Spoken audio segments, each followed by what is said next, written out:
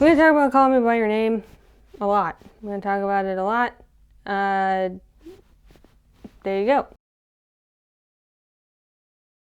So Call Me By Your Name, it's a drama romance set in the 80s in northern Italy. In fact, it's set somewhere in northern Italy. It tells this little tale about a 17-year-old boy who is infatuated with this PhD candidate who moves into his house for the summer. His father is a professor and takes in these students every year to help him with his research. And this is just one summer. Basic plot, two characters. You could say they're falling in love. You could say they're just bonding romantically. Whatever. Okay, so that's the premise. And this movie is particularly unique and interesting because of its ambiance. And that ambiance is created in a few different ways. So it's created with the sound design. A lot of the music in the movie is piano, because Elio is a piano player and he transposes music, and that's his whole thing. He's very much like a bookworm. All he does really is read and transpose pieces and play piano. And what else is there to do in the 80s, you know? Whenever Elio's feeling a different emotion, the piano will follow him in that. Like if he's being grumpy and angry and stomping around, the piano sounds kind of grumpy and angry and stomping around, you know what I mean? So we got that, so that's fun. But that's mixed with when he is talking to his love interest, Oliver, the music is gone. And then the audio is replaced with the sounds of the environment. So like if they're sitting on a bed, you just hear the sheets moving. Can you hear that? It's like that. The piano music makes you just hop along in the scenes and just be like, okay, blah, blah, blah, normal story happening. And then when that's silent, then it's like focuses you. So you're like, ooh, the only thing you're seeing and the only thing you're hearing is like the room. It's really good at shifting the audience's attention.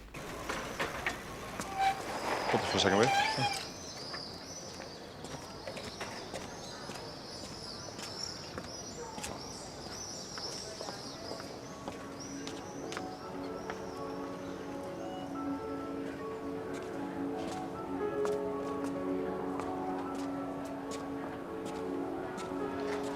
Going? Sure.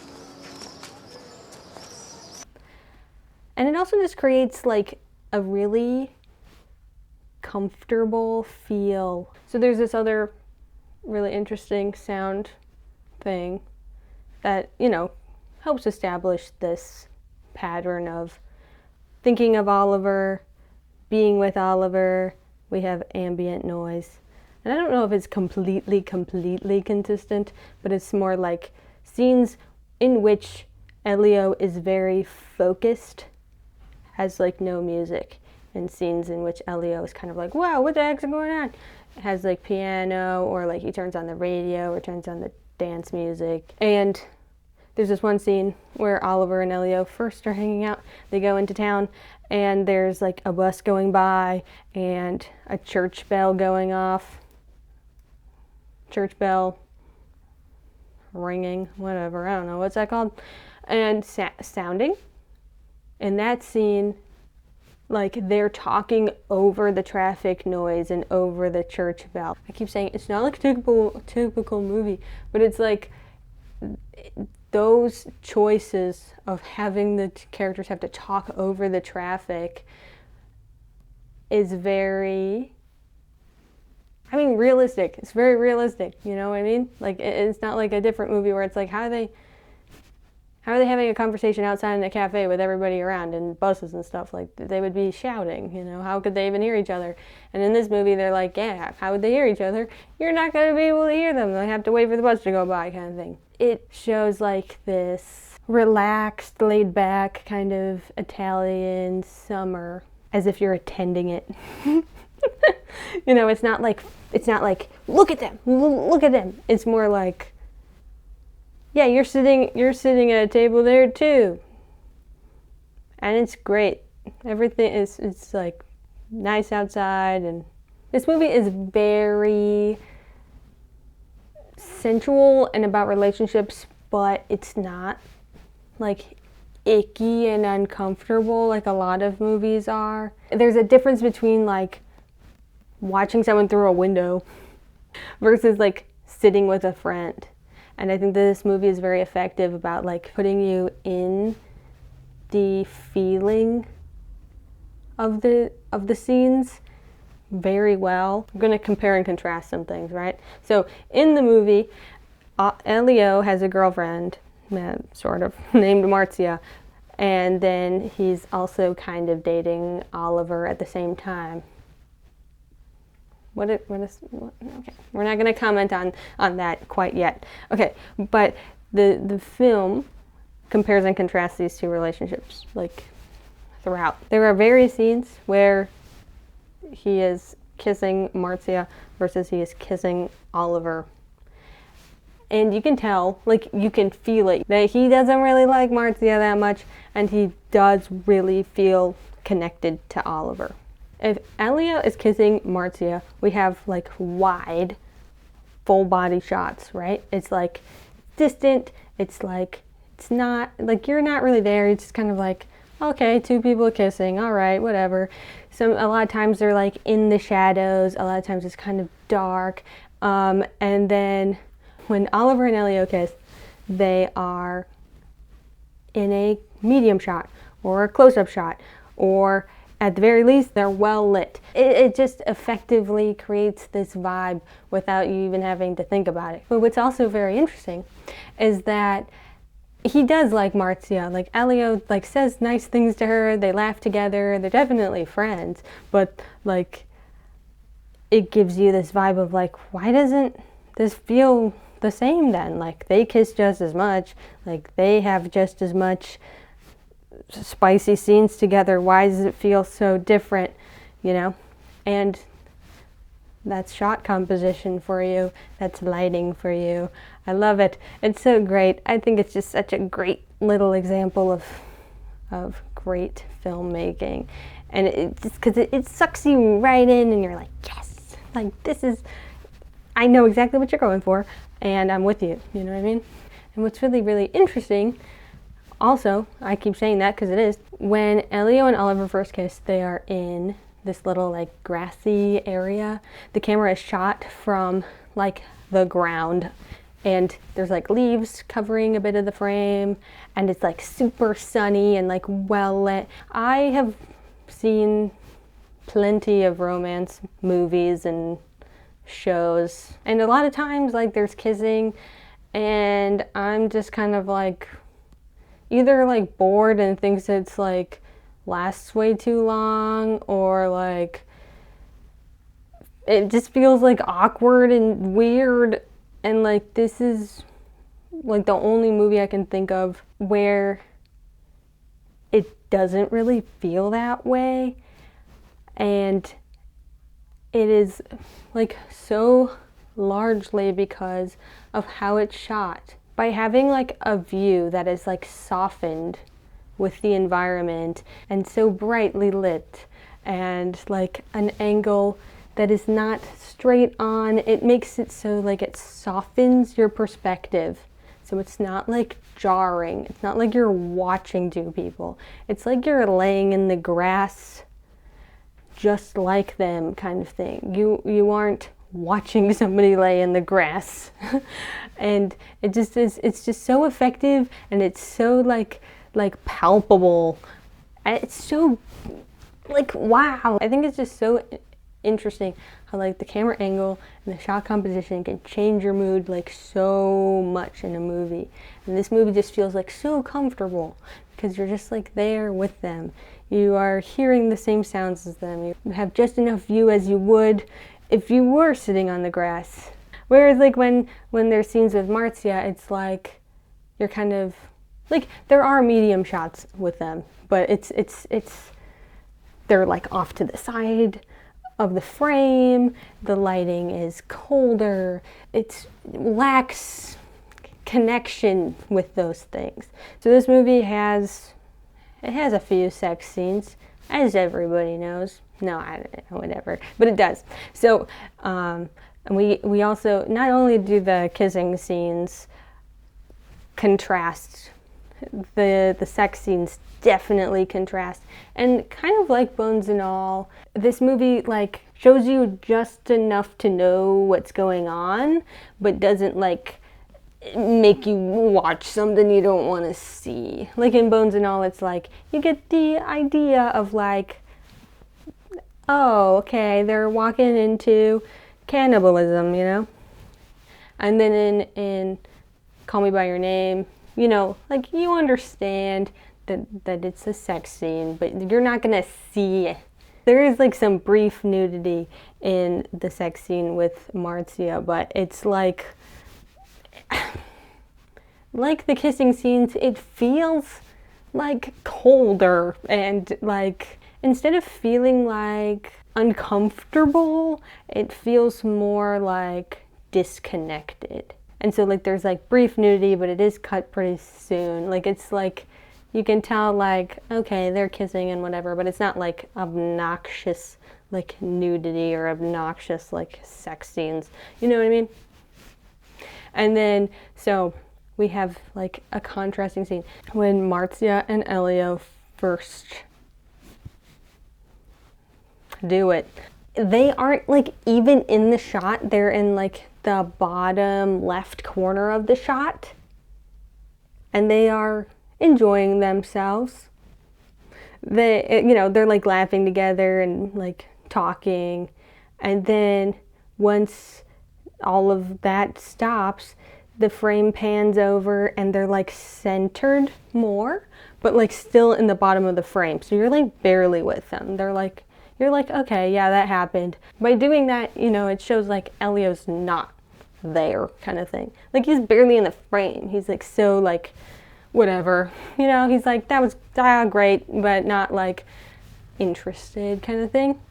And then we contrast that with just, I mean, like even just the example of the kissing, like with Oliver, it's bright, they're centered, they're very big in the shot. And then when they first have their scene together, it is longer, it's more drawn out. It is them walking into the room and closing the door and sitting on the bed. And then it's like close up of like their feet on the floor, like briefly trying to like touch each other's feet.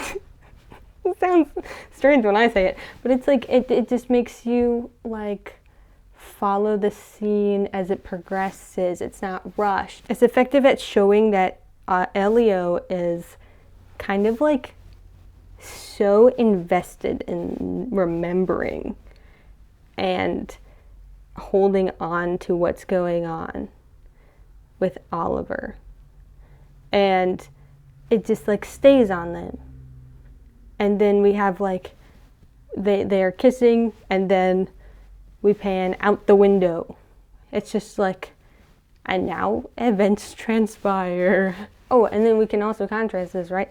So like there's the second sex scene with Marzia.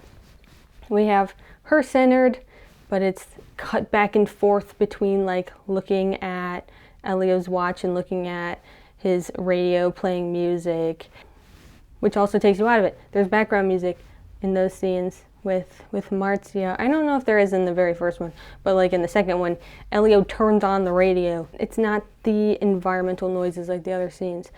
She is centered kind of like alone, you know? It's not really them together. It's intimate, but it's not connected kind of thing. Like, and then versus the sex scene with Oliver, there's only one, but I mean like it shows like a close-up of their legs together, a close-up of their faces together, you know, just like laying in bed together, and it pauses on them.